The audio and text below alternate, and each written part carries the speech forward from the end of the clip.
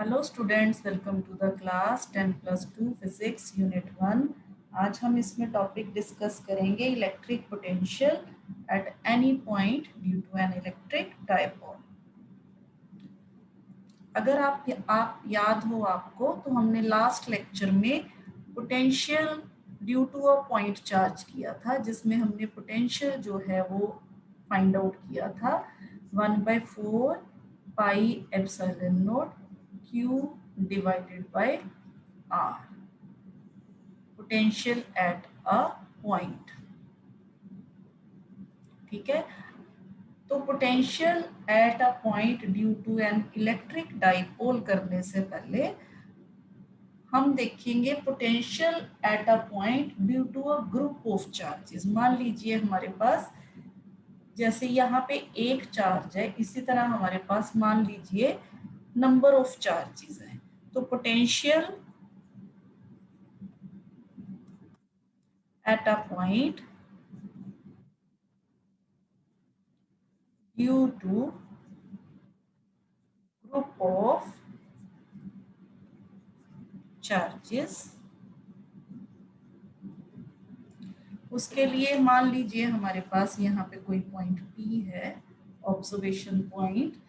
तो इस observation point से मान लीजिए यहाँ पे चार्ज Q1 रखा है, जिसकी दूरी R1 है पॉइंट P से। इसी तरह से मान लीजिए यहाँ पे चार्ज Q2 है, which is at distance R2 from point P. Similarly, Q3 charge is at distance R3 and so on। मान लीजिए यहाँ पे कोई चार्ज है Qn which is at a distance Rn from point P। तो number of charges are there, so we have to calculate, we have to find potential due to group of charges या number of charges at a point P। ठीक है, तो यहाँ P point ऐसा point है where we have to calculate potential due to various charges। तो potential at P due to various charges, अगर हम due to Q1 चार्ज लें, मान लेते हैं V1 पोटेंशियल, तो 1/4 पाई एप्सिलॉन नॉट, सेम यही वाला फॉर्मूला यूज यहाँ करेंगे, Q1 डिवाइडेड बाय R1। इसी तरह से potential due to charge Q2 1/4 pi epsilon naught Q2 divided by R2। Similarly इस तरह से potential due to Qn charge is equal to 1/4 pi epsilon naught Qn divided by Rn। तो resultant potential at P क्या हो जाएगा? Resultant potential at P is, अगर हम इसको V मान लें, तो ये sum of all potential due to all charges so on Vn, यानी कि total potential is V1 plus V2 plus V3 so on V1। जितने भी चार्जेस हैं उन सबके कारण जो पोटेंशियल है उनको हम क्या करेंगे, उनका सम कर देंगे। तो बस अब हम क्या करेंगे, यहाँ पे V is equal to Q, यहाँ पे हमारे पास 1/4 पाई एप्सिलॉन नॉट कॉमन, तो Q1 divided by R1 plus Q2 divided by R2 plus so on Qn divided by Rn। और हम ये कहेंगे V is equal to 1/4 pi epsilon naught summation of Qi divided by Ri, where I is from 1 to n। तो अगर हमारे पास number of charges हो तो हम पोटेंशियल जो है इस तरह से फाइंड आउट करेंगे। तो यही फॉर्मूला, यही जो चीज़ है हम electric potential due to an electric dipole में यूज करने वाले हैं, इसीलिए मैंने ये आपको पहले करवाया। तो अब हम देखते हैं what is electric potential at a point due to an electric dipole. Is electric potential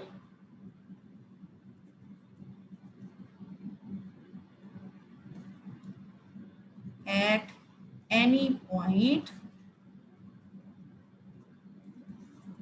due to an electric dipole।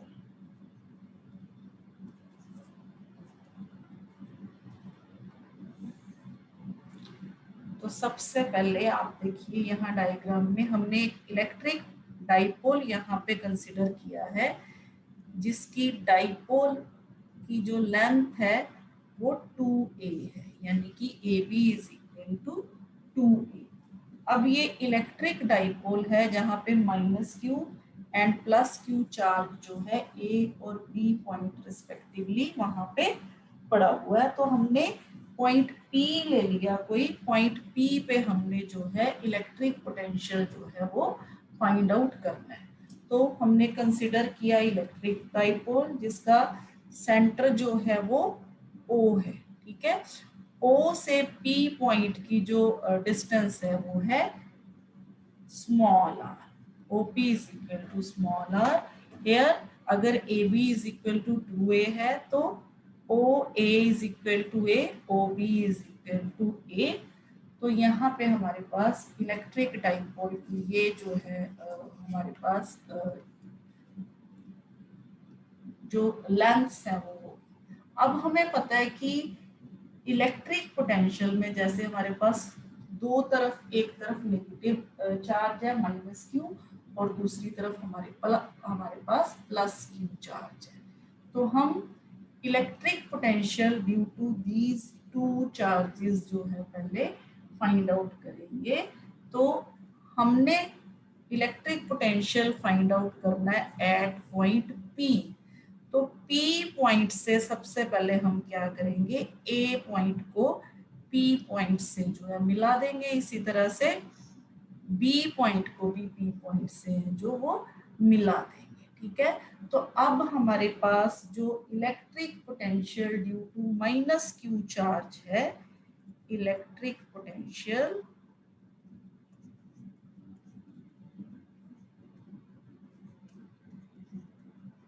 Due to -q charge, अगर हम इसको V1 से लिखें, V1 तो ये बन जाएगा -1/4 पाई एप्सिलॉन नॉट, क्योंकि चार्ज माइनस है, नेगेटिव है, इसलिए हमने यहाँ पे माइनस लिया।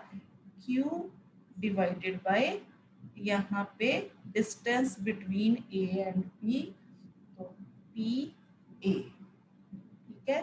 तो this is potential due to -q।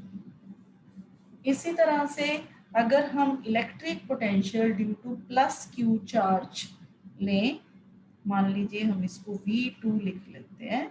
V2 is equal to +1/4 pi epsilon naught Q divided by PB। तो this is due to +q charge. अब हमें पता है, अभी हमने किया है कि नेट पोटेंशियल जो होगा, net potential at point P is V is equal to V1 plus V2। तो दोनों की वैल्यूज पुट कर दें। V is equal to Q divided by 4 pi epsilon naught common, V1 और V2 की वैल्यू पुट करेंगे, PB माइनस 1/P। मान लीजिए दिस इज इक्वेशन नंबर 1। अब मान लीजिए हमारे पास जो डाइपोल है, मान लीजिए ये हमारे पास डाइपोल है जिसकी लेंथ बहुत ही स्मॉल है, A एंड B, और जो आर पॉइंट है यानी कि जो डिस्टेंस है जहाँ पे हमने पोटेंशियल कैलकुलेट करना है, मान लीजिए वो बहुत बहुत दूर है, यहाँ पे कहीं पे आर पॉइंट है, या यहाँ पे कहीं पे आर पॉइंट है, या यहाँ पे कहीं भी किसी भी जगह पे आर पॉइंट है जो बहुत दूर है यहाँ से, सेंटर से।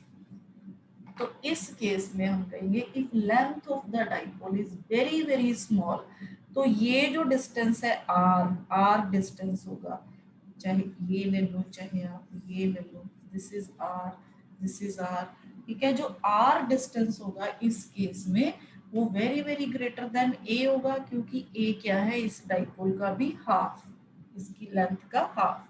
तो यहाँ पे हम मानेंगे if length of the dipole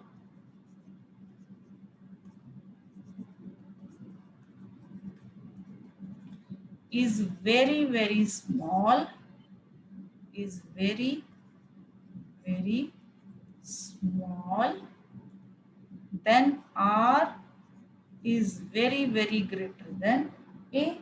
अगर R A से बहुत बड़ा हो जाएगा तो इस डायग्राम में आप देखो ये जो डिस्टेंस है पी ए डिस्टेंस को हम कैलकुलेट करने के लिए क्या करेंगे, ए डिस्टेंस से, ए पॉइंट से हम यहाँ पे परपेंडिकुलर ड्रॉ करेंगे ए एम, ठीक है। तो ए एम परपेंडिकुलर अगर हम यहाँ पे ड्रॉ करेंगे, एम पॉइंट पे हम परपेंडिकुलर ड्रॉ करेंगे, तो P M distance, P M जो डिस्टेंस है वो approximately equal to P A हो जाएगा। अगर डाइपोल स्मॉल हुआ मान लो, तो ये डिस्टेंस जो ओ एम डिस्टेंस है ये बहुत बहुत स्मॉल होगा, तो पी ए और पी एम जो है वो अप्रोक्सीमेटली क्या हो जाएंगे, सेम हो जाएंगे। अब यहाँ पे हमारे पास अगर हम पी एम की वैल्यू कैलकुलेट करें, P M is equal to R plus O M, इसके बराबर है, ठीक है। अब ओ एम की वैल्यू हमने यहाँ पे निकाल के रखी है, ये देखिए यहाँ पे हमारे पास ट्रायंगल ओ एम ए में अगर हम ओ एम की वैल्यू cos थीटा निकाल लें तो हमारे पास ओ एम की वैल्यू आ जाएगी A cos theta. Triangle O M A से हम ओ एम की वैल्यू जो है वो कैलकुलेट कर लेंगे। इसी तरह से दूसरी तरफ हम एक और परपेंडिकुलर ड्रॉ करेंगे पॉइंट बी से ओपी के ऊपर, ठीक है। ओपी के ऊपर हम पॉइंट एन पे यहाँ पे एक परपेंडिकुलर ड्रॉ करेंगे, तो इस केस में हमारे पास जो बीपी है, यहाँ पे हमारे पास BP is approximately is equal to P N हो जाएगा, पी एन, ठीक है। अब हम क्या करेंगे, पी एन की वैल्यू कैलकुलेट करेंगे। Now what is P N, P N is equal to O P minus O N, यानी कि आर माइनस ओ एन। अब यहाँ से हमने ओ एन की वैल्यू भी ट्रायंगल ओ एन बी से निकाल लेनी है। यहाँ पे इस ट्रायंगल से हमने ओ एन की वैल्यू निकाल ली और ए एम ओ ट्रायंगल से हमने ओ एन की वैल्यू निकाल ली। तो हमारे पास पी एम जो है वो आ जाएगा R plus A cos theta, very very important term ये वाली, ठीक है। इसी तरह पी एन जो है वो हमारे पास आ जाएगा R minus A cos theta, ठीक है। अब हमने कहा कि P A is approximately equal to P N, इसका मतलब ये जो इक्वेशन है ये पी ए के बराबर आ जाएगी, ठीक है। ये इक्वेशन जो है पी ए के बराबर आ जाएगी। इसी तरह से पी एन हमने कहा अप्रोक्सीमेटली इक्वल टू बीपी, तो ये इक्वेशन जो है वो बीपी के बराबर आ जाएगी यहाँ पे। ठीक है, तो यहाँ पे हम इस कैलकुलेशन में जो हमारे पास वैल्यू है V की वैल्यू में हम PM और PA जो हमने यहाँ पे कैलकुलेट किया है ये पुट करेंगे। मैं यहाँ पे दोबारा से लिख देती हूँ। अगर हमारे पास length of the dipole is very very small है तो हमने कहा R is very very greater than A, then PA is approximately equal to PM, and similarly PB is approximately equal to PN, और PM की value निकालने के लिए हमने PM is equal to PO plus OM यानी कि R plus A cos theta लिख लेते हैं। PM which is again equal to PA। इसी तरह से इस तरफ हमारे पास PM की वैल्यू निकाल लेते हैं which is PO minus ON is equal to R minus A cos theta PN which is again equal to PB। तो ये दो वैल्यूज हम यहाँ पे इक्वेशन 1 में पुट करेंगे। ठीक है, इसको अगर आप इक्वेशन नंबर 2 इसको इक्वेशन नंबर 3 मान लो, तो from put values of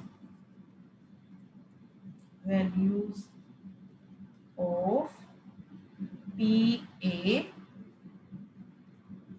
and PB from equation 2 and 3 in equation 1, तो we get, तो हमें क्या मिलेगा जब हम ये वैल्यूज पुट करेंगे।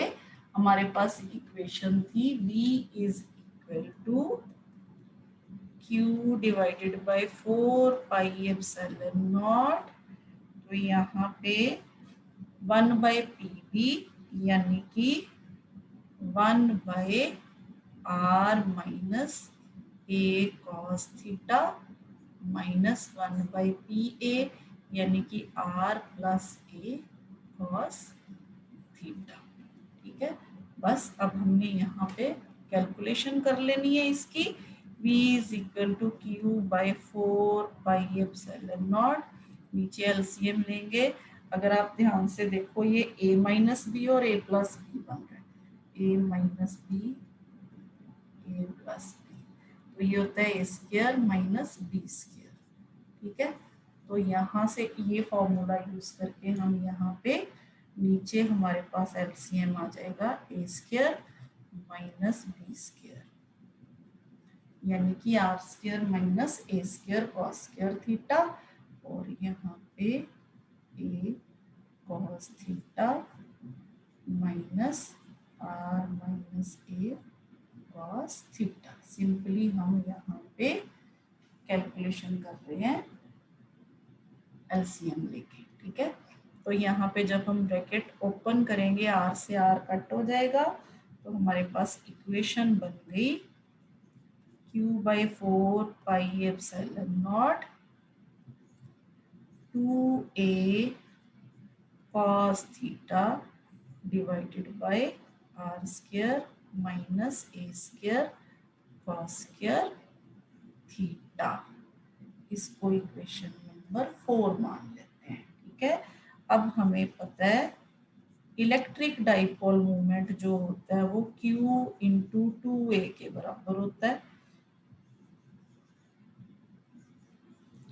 ठीक है, तो ये वैल्यू हम इक्वेशन नंबर 4 में पुट करेंगे, तो equation 4 becomes V is equal to 1 by 4 pi epsilon naught P cos theta divided by R square minus A square cos square theta. इसको इक्वेशन नंबर 5 मान लेते हैं। ठीक है, तो ये आ गया हमारे पास electric potential at any point, किसी भी पॉइंट इलेक्ट्रिक डाइपोल के आसपास कोई भी पॉइंट है हमारे पास, तो हमने उसके आसपास किसी भी पॉइंट पे जर्नल टर्म में इलेक्ट्रिक पोटेंशियल जो है वो फाइंड आउट कर लिया। अब आपको ये क्वेश्चन पेपर में इस तरह से भी आ सकता है कि electric potential at axial line of electric dipole. अब हमें पता है एक्सियल लाइन और इक्वेटोरियल लाइन के बारे में डाइपोल की, हमने इलेक्ट्रिक डाइपोल देखा, this is electric dipole minus Q plus Q charge, ये होती है इसकी equatorial line, this is equatorial line A B minus Q plus Q, this is equatorial line जो सेंटर से पास होती है 90 डिग्री पे इसको कट करती है। ठीक है, और ये जो है इसकी एक्सियल लाइन है जो ए बी से पास होके जाती है। तो अब वो आपसे यहाँ पे पॉइंट पी या यहाँ पे पॉइंट पी, यानी कि एक्सियल लाइन और इक्वेटोरियल लाइन, यहाँ पे इक्वेटोरियल और यहाँ पे एक्सियल, ये जरूरी नहीं है इस तरफ, ये इस तरफ भी हो सकता है, पॉइंट बी इस तरफ भी हो सकता है, बी की साइड भी हो सकता है। तो वो आपको पूछेगा इलेक्ट्रिक पोटेंशियल एट इक्वेटोरियल और एक्सियल लाइन। तो हमने क्या करना है, पहले तो ये वाला आर्टिकल हमने यहाँ तक सॉल्व कर लिया। ठीक है, अब हम इसमें स्पेशल केसेस में ये डिस्कस करेंगे। Special case,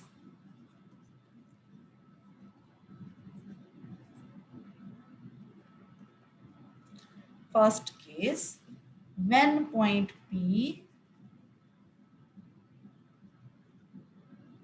lies on axial line of dipole। देखिए हमने कहा था दिस इज थीटा, ये पॉइंट P है, तो हमने कहा था दिस इज थीटा।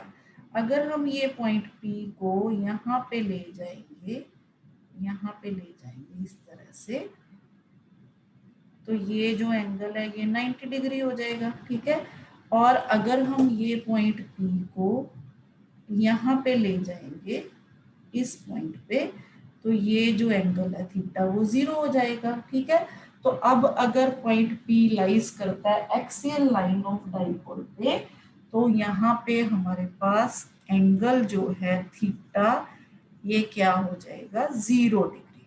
अगर एंगल थीटा 0 डिग्री है तो कॉस 0 डिग्री जो है वो 1 हो जाएगा।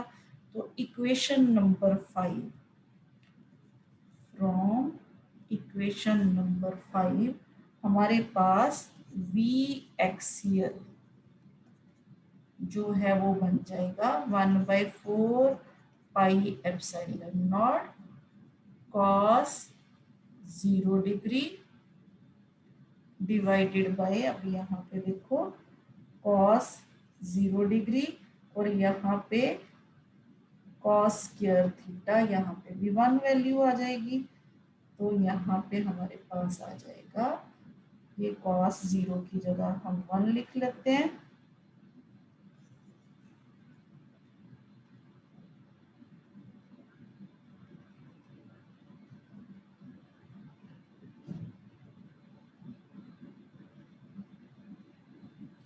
तो ये आ गया हमारे पास P divided by R square means A square. Again if R is very greater than A, then V axial is equal to 1/4 pi epsilon naught P by R square. A square can be neglected here. ठीक है, क्योंकि A small है तो A square और भी small होगा। तो ये आ गई हमारे पास इक्वेशन नंबर 6। तो इस तरह से हम एक्सेल, और अब हम इसी तरह से special case,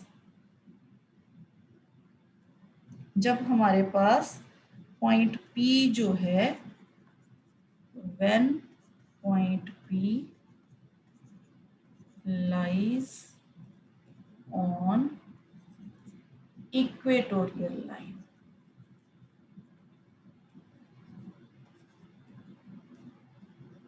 of dipole।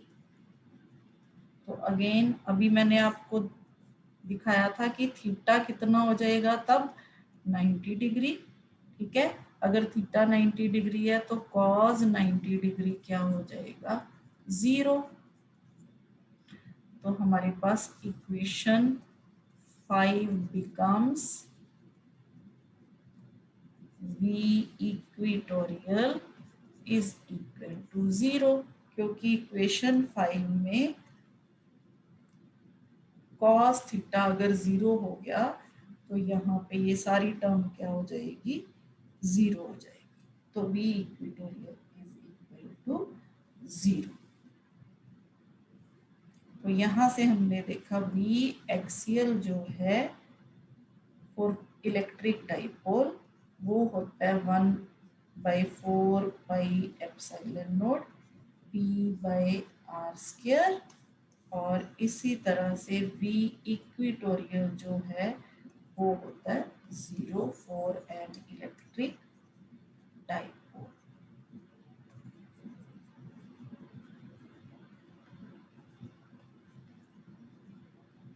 Exam point of view से मोस्ट इम्पॉर्टेंट क्वेश्चन है ये इलेक्ट्रिक पोटेंशियल चैप्टर में से, तो आप इसको अच्छी तरह से रिवाइज कर लेना। ठीक है, आज के लिए इतना ही। Thank you.